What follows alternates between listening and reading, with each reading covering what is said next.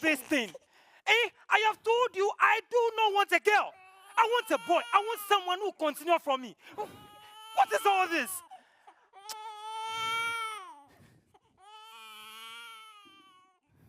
Devaluation and marginalization of women, I have lived it. I have felt it. I have been a true representation of it. It's a girl, another girl. Another useless thing. Another burden. Another curse. Those were the first words I heard upon entering into the world. My father's voice, thick with disappointment, echoed through the walls of the room. It was the beginning of a journey of dejection and non-acceptance.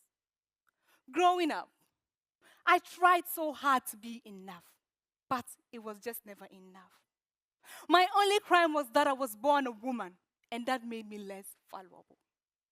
The weight of my father's disapproval, the lack of love and support, the rejection finally got to me. I started to believe in the narration he has woven around me, that it was not okay to be a woman. So one day, I decided to leave to where I believed my kind belonged. The streets became my home, a concrete jungle where I felt invisible and forgotten. I navigated the city's harsh realities, the cold indifferences, the fear of being rejected and judged. My self-esteem was shattered. I was broken. No hope, no future. I withdrew, isolating myself. One day I had an encounter with a woman and my entire life changed.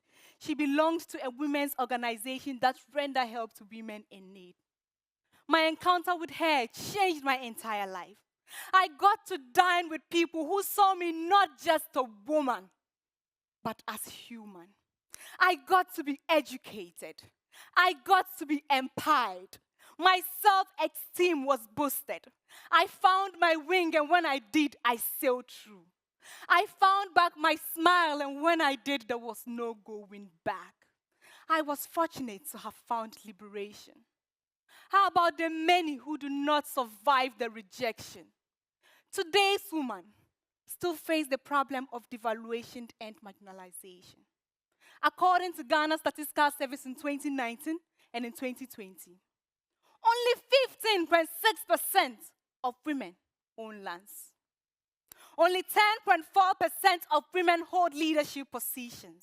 Women in Ghana earn 12% less than men for the same work done. 60.3% of Ghanaians believe that men are superior to women. Why?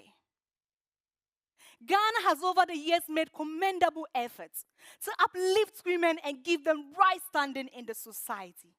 Through legal reforms such as the Domestic Violence Act and the interstate succession laws, we have laid the foundation for protecting women's rights. Policies such as the National Gender Policy and the Free Compulsory Universal Basic Education have opened doors of opportunities for women to thrive. The Ministry of Gender, Children, and Social Protection has been doing a great job. But while we celebrate this achievement, we must acknowledge the challenges that remain. Implementation gaps, which often leave our laws unenforced, especially in rural communities where traditional practices continue to dominate. Cultural resistance remains a formidable barrier with deeply rooted patriarchal norms hindering progress. To overcome these challenges, we must ensure that our laws are not just written, but are enforced with consistency and fairness across all regions.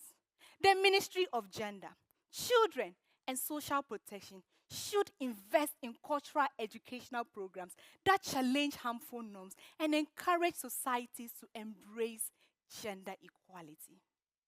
Additionally, specific grants should be given to organizations that support women's growth.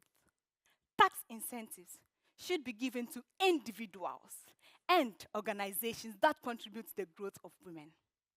My personal commitments as someone who has faced devaluation and marginalization I will focus on a community-driven approach. My vision is to create a local women's hub that will empower women economically, socially, and politically. It is important to acknowledge that by engaging men as allies and partners in the fight for equality, we can together achieve a more equitable Ghana where everyone, regardless of gender, would do well and thrive. Men should stand alongside women in the fight for equality. Only through the collective efforts of every gender can we truly achieve a better society and achieve the 17 SDG goals that we seek to achieve by 2030.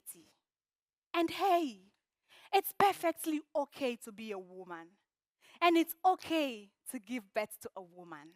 Nipfokma, thank you. All right. Minkiya from Northeast with that presentation on marginalization of women. Dr. Hagan, I see you're smiling. Has she impressed you? Yes. Yes, she has.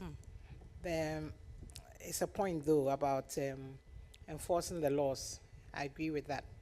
But you know, the labor law says equal pay for equal work. So in Ghana, we don't suffer that bit. But in other parts of the world, it is true that unfortunately, women get paid less than men doing the same kind of work. So, good research done, and well done. All right. Jibari, what do you think? Well done. So once again, I'll give my comments around the delivery and then I'll just talk a little bit. But just fundamentally, I love the infusion of storytelling. Whenever you tell a story, it's engaging enough, especially when you go on to basically transition it into solutions. So I was looking for the key solution that you were going to offer. So one, I was very happy with the storytelling part. I was happy with your transition to the high, getting from your low situation and then coming out of it and seeing that women's organizations are important. So I like that part of your delivery. The second part of your delivery spoke about a local hub that you were thinking of setting up and then bringing men into the conversation. All I would have loved for you to emphasize, because you were spot on in terms of this thing, would have been the how. So you talked about the who, the why, the what, but it was just the how that was just a little bit missing. But outside of that, I think you gave a great presentation. Well done. Thank you. All right. Well done.